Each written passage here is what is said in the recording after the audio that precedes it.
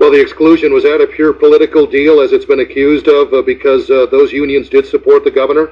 I won't put that kind of an onus on anybody because I don't know. All I know is we're not talking, we're wasting valuable time about collective bargaining, which I don't ever remember being a part of last election's discussion whatsoever.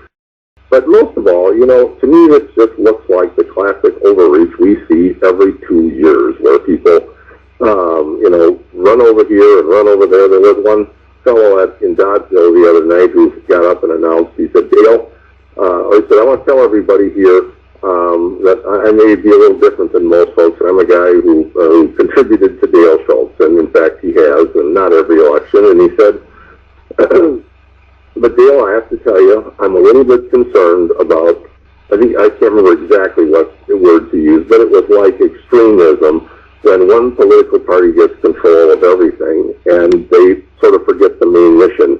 And that hurt me because, you know, I'm proud to be a Republican. I've been a Republican for 40 years. I want to do good things. But I also know that each political party needs people who are going to hold them to the highest standard. We have, you know, the governor taking a phone call on a prank that I don't think was very flattering. And, you wonder why people don't have any faith in the political process. The Democrats, what they need 3 Republicans on the Senate side to vote against this. That's all that they need. So that those are they're pretty small numbers when you're talking about such a huge issue, right? That's correct. And you know what? I can tell. My colleagues are very good at listening to me. I can't tell you how they're going to vote.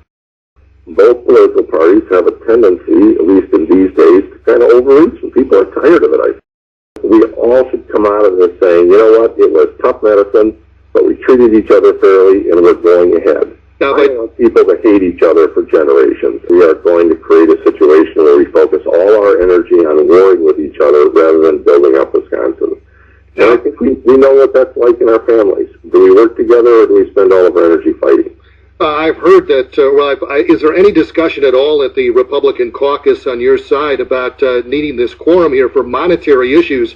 But could you bifurcate this? Could you say, wait a minute, what we're going to do is on the non-monetary side, just on the collective bargaining side, what we will do as just as the Republican caucus, and we don't need the quorum to do this, because it's not a monetary issue, is just get rid of the collective bargaining.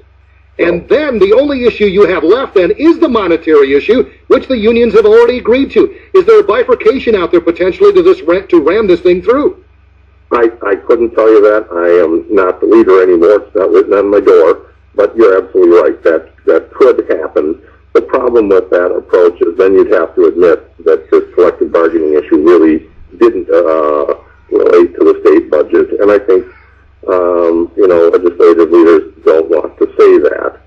And, I think that's the reason. The other thing is that if you bifurcated the issues, you still wouldn't give any hope to people who are fearful of something that's been wiped out, that's given us labor peace for 50 years in this state. You know, that isn't the history of Wisconsin. We had people killed in strikes. And, people tend to forget that when they don't occur regularly. And,